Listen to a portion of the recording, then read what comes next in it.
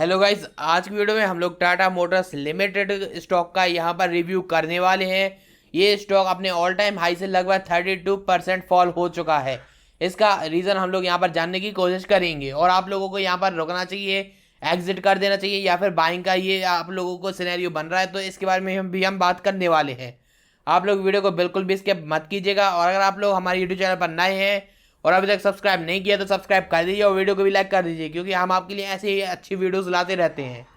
अभी हम लोग मार्केट कैप की बात करते हैं तो मार्केट कैपिटल आप लोग यहाँ पर देख सकते हैं, काफ़ी बड़ा मार्केट कैपिटल 2,78,183 करोड़ रुपीज़ का यहाँ पर आप लोगों को टाटा मोटर्स का मार्केट कैपिटल देखने को मिलता है। मतलब वॉल्यूम काफ़ी ज़्यादा है। करंट प्राइस जो 756 रुपीज़ अभी है एंड ऑल टाइम हाई जो था वो 1179 था। ऑल टाइम लो जो 696 रिसेंटली बना था वही है। स्टॉक पीई तो यहाँ पर पीई आप लोगों को 8.29 का देखने को मिल रहा है। बुक वैल्यू 275 की है। डिविडेंड यील्ड 0.37 है। आरओसीई 20% का है। आरओई 49% का है एंड फेस वैल्यू यहाँ पर 2 रुपीज़ है। अभी हम लोग आ जाते हैं पीई की तरफ। तो आप लोग अगर यहाँ पर 10 ईयर्स का पीई देखते हैं तो मीडियन पीई जो है, मतलब जो एवरेज पीई है वो 14.2 का है। तो यहाँ पर ये जो मीडियन पी है वो 14.2 है, जिस हिसाब से जो करंट पीई चल रहा है वो 7.9 और 7.8 के बीच में चल रहा है, जो कि बहुत ही अच्छी बात है।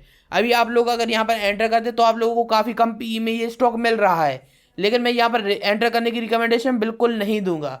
आप लोगों को सिंपली खुद से रिसर्च करनी है और फिर एंटर करना है। लेकिन यहाँ पर मैं आप लोगों को अभी और भी कुछ बताने वाला हूँ जो कि इसके पीई से बहुत ज़्यादा जुड़ा हुआ है। पीई कब बनता है? जब किसी कंपनी में आप लोग देखते हैं काफ़ी ज़्यादा अर्निंग हो जाती है, तो वहाँ पर जो प्राइस रहता है शेयर का और कंपनी की अर्निंग जो रहती है, अगर अर्निंग बढ़ जाती है तो प्राइस शेयर का उस हिसाब से अगर कम रहता है तो पीई कम हो जाता है, जिस वजह से कंपनी को अंडर वैल्यू माना जाता है। अंडर वैल्यू का मतलब आप लोगों से बाय करेंगे, आप लोगों को ज़्यादा प्रॉफिट होने का चांस रहेगा। और अगर पीई काफ़ी ज़्यादा हो जाता है इसका मतलब कंपनी ओवर वैल्यू हो चुकी है। यहाँ पर हम लोग 10 ईयर्स का मीडियन पीई देख रहे हैं। मतलब 10 ईयर्स में जो कंपनी का ऑन एन एवरेज पीई चला है, प्राइस अर्निंग रेशियो, वो 14 था। लेकिन अभी जो करंट चल रहा है वो 7.8 है, मतलब 14 हाफ है। तो आप लोगों को यहाँ पर इसकी कंपैरिजन देखने को मिलेगा। टाटा मोटर्स का कंपैरिजन अशोक लेलैंड है, ओलेक्ट्रा है एंड उसके अलावा फोर्स मोटर्स है, एसएमएल है। तो हम लोग देखते हैं यहाँ पर जो क्वार्टर प्रॉफिट है, तो यहाँ पर क्वार्टर प्रॉफिट में आप लोगों को लॉस देखने को मिल रहा है, जबकि बाकी सब में आप लोगों को यहाँ पर प्रॉफिट देखने को मिल रहा है। हम लोग देखते हैं यहाँ पर सेल्स की तरफ, तो आप लोग देखिए सेल्स में इंक्रीमेंट हो रहा है। लेकिन आप लोगों को बीच में देखिए ये 2 क्वार्टर है, जून एंड सितंबर, इन दोनों पे डिक्रीज देखने को मिलेगा पहले के हिसाब से। बाकी टाइम इंक्रीमेंट होता रहा है। इंक्रीमेंट का रीज़न ये रहा था कि यहाँ पर टाटा मोटर्स ने बहुत ही अच्छे से ईवी सेक्टर को डोमिनेट किया था। लेकिन अभी आप लोग देख रहे हैं हर कंपनी ने अपना लगभग ईवी लॉन्च कर दिया है और महिंद्रा का जो ईवी है वो काफ़ी अच्छा है। इसीलिए आप लोगों को यहाँ पर जो डोमिनेशन था उसमें कमी देखने को मिल रही है, इसीलिए यहाँ पर सेल्स में कमी आई है। अभी हम लोग एक्सपेंसेस की बात करते हैं तो सेल्स के साथ एक्सपेंसेस भी कम हुए हैं, ऑपरेटिंग प्रॉफिट भी कम हुआ है। लेकिन आप लोगों को जो देखने को मिलेगा वो ये है कि यहाँ पर आप लोग देखिए टैक्स की तरफ। तो यहाँ पर अगर आप लोग टैक्स की तरफ देखते तो -87% का टैक्स लगा था मार्च पे। और आप लोग यहाँ पर प्रॉफिट देखते हैं तो 17,000 का प्रॉफिट है, जो कि पहले के प्रॉफिट अगर हम लोग देखते हैं तो आप लोग देखिए सितंबर क्वार्टर का प्रॉफिट था, दिसंबर क्वार्टर का था, या फिर हम लोग जून से लगा लेते हैं, जून का, सितंबर का, दिसंबर का प्रॉफिट है वो नॉर्मल है। लेकिन आप लोग मार्च का देखिए तो आप लोगों को प्रॉफिट 3 गुने के लगभग देखने को मिल रहा है। आप लोग अगर सितंबर से कंपेयर करते हैं तो प्रॉफिट काफ़ी ज़्यादा बढ़ चुका है। इसका रीज़न मैं आपको बता देता हूँ। तो रीज़न की बात करते हैं तो यहाँ पर आप लोग देखिए टैक्स की देखते हैं हम लोग, टैक्स जिसमें मंथ में या क्वार्टर में कम लग रहा है तो आप लोगों को वहाँ पर प्रॉफिट अच्छा खासा देखने को मिलेगा। यहाँ पर 36% टैक्स लगा था तो आप लोग देखिए 3,832। 7% का टैक्स लगा था तो आप लोग देखिए यहाँ पर प्रॉफिट बढ़ चुका है। यहाँ पर -87% है, मतलब यहाँ पर रिबेट है या फिर टैक्स की वजह से कम लगा है, तो उस वजह से आप लोगों को यहाँ पर प्रॉफिट काफ़ी ज़्यादा देखने को मिल रहा है, जो 17,000 का प्रॉफिट है।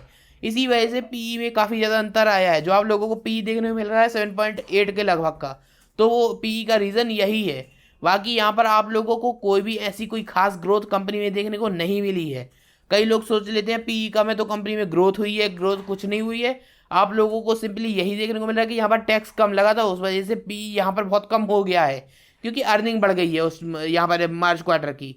अगर हम लोग जून की बात करते हैं तो आप लोग देखिए फिर से टैक्स लगा है एंड आप लोगों को अर्निंग फिर से नॉर्मल देखने को मिली है। सितंबर में भी टैक्स लगा है एंड अर्निंग नॉर्मल देखने को मिली है जो पहले होती थी। इसका मतलब यही है कि आप लोगों ने देख लिया, यहाँ पर आप लोगों को कोई भी खास अर्निंग देखने को नहीं मिली है। यहाँ पर ना सेल्स बढ़ी है, ना रेवेन्यू बढ़ा है, ना प्रॉफिट बढ़ा है।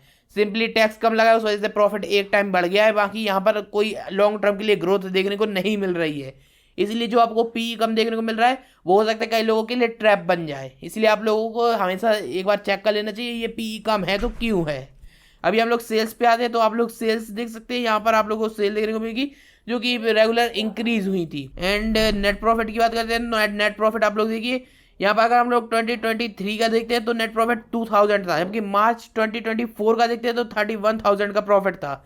लेकिन आप लोग टैक्स की बात करते हैं, जैसे कि मैंने पहले भी टैक्स आपको बताया था कि टैक्स वहाँ पर माइनस पे लगा था, उसी तरह से आप लोग यहाँ पर भी देखिए माइनस पे टैक्स लगा, इसी वजह से यहाँ पर आप लोगों को प्रॉफिट काफ़ी ज़्यादा देखने को मिल रहा है। बाकी यहाँ पर देखिए जैसे कि यहाँ पर 60 टैक्स लगे थे तो प्रॉफिट माइनस पे चला गया था। यहाँ पर 21 टैक्स है तो आप लोगों को प्लस पे प्रॉफिट दिख रहा है, लेकिन बहुत कम प्रॉफिट है। वैसे ही यहाँ पे हुआ है, आप लोग देखिए 14% का टैक्स है तो आप लोगों को प्रॉफिट काफ़ी ज़्यादा देखने को मिल रहा है। बस यही रीज़न है, यहाँ पर आप लोगों को सेल्स जो देखने को मिल रही है वो नॉर्मली इंक्रीज हो रही है, इतनी तेज़ी से इंक्रीज नहीं हो रही है जितनी तेज़ी से यहाँ पर प्रॉफिट इंक्रीज हो गया है। अभी हम लोग नीचे की तरफ आते हैं, स्टॉक प्राइस CAGR। तो 10 ईयर्स का जो CAGR है उस वजह से भी काफ़ी इन्वेस्टर्स यहाँ से दूर हो चुके हैं, क्योंकि 5% का CAGR 10 ईयर्स में मिला है, जो कि FD भी इससे अच्छा CAGR आपको दे देगी। और हम लोग 5 ईयर्स की बात करते हैं तो काफ़ी अच्छा CAGR है, 3 ईयर्स का भी अच्छा CAGR है, एंड 1 ईयर पे नॉर्मल 7% का CAGR है। लेकिन ये CAGR आप लोगों को कंपाउंडेड प्रॉफिट ग्रोथ पे देखने को मिलेगा। तो आप लोग देखिए 10 ईयर्स में 8% की कंपाउंडेड प्रॉफिट ग्रोथ मिली है, जबकि 5 ईयर्स में 93, 3 ईयर्स में 128, जो कि बहुत ही अच्छी प्रॉफिट ग्रोथ आप लोगों को देखने को मिल रही है। ऐसे ही कंपाउंडेड सेल्स ग्रोथ भी आप लोगों को काफ़ी अच्छी देखने को मिलती है, जो कि ईयर ऑन ईयर काफ़ी तेज़ी से बढ़ रही है। लेकिन लॉन्ग टर्म में इसमें आप लोगों को सेल्स में भी कमी देखने को मिलेगी, प्रॉफिट में भी, CAGR में भी, एंड रिटर्न्स ऑन इक्विटी पर भी कमी देखने को मिलेगी। अभी हम लोग आ जाते हैं इसके शेयर प्राइस की तरफ। तो आप लोगों को जो शेयर प्राइस देखने को मिलता है वो 32% पहले ही टूट चुका है अपने ऑल टाइम हाई से। अभी हम लोग आ जाते हैं, देखिए मैं आपको इसकी हिस्ट्री चेक करा देता हूँ, इससे आप लोगों को अंदाज़ा हो जाएगा कि आप लोगों को इस शेयर पे एंटर अभी करना चाहिए या नहीं करना चाहिए। तो अभी हम लोग जब इसकी हिस्ट्री की तरफ आते हैं तो मैंने इसकी हिस्ट्री पहले ही देखी हुई थी। यहाँ पर आप लोग देखिए जब इसने अच्छा खासा पहले बुल रन दिया था, उसके बाद जो पहला यहाँ पर फॉल आया था वो आप लोग देख सकते हैं, यहाँ पर 1 मई 2006 से फॉल हुआ था। एंड जब ये फॉल होता गया था तो यहाँ पर ये फॉल रुका था लगभग 2 मार्च 2009 तक। 3 साल का यहाँ पर आप लोगों को रेगुलर फॉल देखने को मिला था, जिसमें शेयर प्राइस कितना गिरा था 85%, जो बहुत ज़्यादा शेयर प्राइस गिर गया था। उसके बाद यहाँ पर आप लोगों को एक अच्छी खासी रैली देखने को मिली थी, 2009 से लेके आप लोगों को रैली देखने को मिली थी यहाँ पर 2015 तक। तो आप लोगों को 6 साल की रैली देखने को मिली थी, जिसमें आप लोगों को प्रॉफिट देखने को मिला था 2400 का, 2401% का। काफ़ी ज़्यादा प्रॉफिट यहाँ पर आप लोगों को देखने को मिला था। यहाँ पर टाटा मोटर्स के साथ ये पहली बार नहीं हो रहा है कि वो काफ़ी ज़्यादा गिर गया है। अभी आप लोगों को सिर्फ 32% का यहाँ पर डिक्रीज देखने को मिला है। यहाँ पर आप लोग देखिए फिर से 49% का यहाँ पर फॉल हुआ था, उसके बाद फिर से रैली भी ली थी, फिर फॉल हुआ था आप लोग देखिए 87% का। यहाँ पर अगर हम लोग एवरेज भी देख लेते हैं कि कितना percent on an average fall हो रहा है, तो भी आप लोगों को 50 to 60% का फॉल देखने को मिल ही रहा है हर बार। यहाँ पर एक बार ही 49 तो वो भी 50 ही है। यहाँ पर हम लोग 87 फिर से देख लेते हैं, यहाँ पर 87 का फॉल है, जो कि फॉल हुआ था 2016 से, एंड फॉल रुका था 2020 पर। 4 साल रेगुलर कंपनी के यहाँ पर माइनस पे रिटर्न देती रही। उसके बाद यहाँ पर आप लोगों को फिर रैली देखने को मिली थी एक, जो कि रैली देखने को मिलेगी आपको 20 से लेके अभी आप लोगों को यहाँ पर देखने को मिली थी ये 24 तक। तो आप लोग देखिए 4 साल यहाँ पर रैली देखने को मिली थी। 4 साल के रिटर्न 1600 के रिटर्न थे। अभी आप लोगों को जो यहाँ पर लॉस देखने को मिला है वो 32% का है। तो आप लोगों ने देख लिया कुछ इस तरह का आप लोगों को लॉस रेगुलरली यहाँ पर देखने को मिल रहा है टाटा मोटर्स पे। देखिए मैं ऐसे लगा देता हूँ, ये देखिए 32% का लॉस है। अभी ये आज का और थोड़ा बढ़ चुका है, ये कल का मेरा ग्राफ था, देखिए 35% का लॉस लगभग हो चुका है। तो यहाँ पर आप लोगों का जो लॉस है वो और भी ज़्यादा जा सकता है, क्योंकि आप लोगों ने देखा है जो ऑन एवरेज जो पुराने लॉसेस है वो 50% के लगभग पर है। तो अगर ये शेयर 20% और भी गिर जाता है तो इसमें कोई बड़ी बात नहीं होगी, लेकिन ये रेगुलर गिरा है। अभी हम लोग देखते हैं, देखिए ये गिरना शुरू हुआ था तो आप लोग बात करेंगे 1 अगस्त से गिरा है, एंड गिर कब तक रहा है, अभी देखिए दिसंबर आ चुकी है। तो आप लोग देखिए यहाँ पर अगस्त से दिसंबर तक गिरा है, ज़्यादा टाइम नहीं हुआ है और ये काफ़ी ज़्यादा फॉल हो चुका है। जबकि पहले जो फॉल हुए थे वो लगभग आप लोगों को देखने को मिले थे 3 साल 4 साल तक फॉल हुआ था।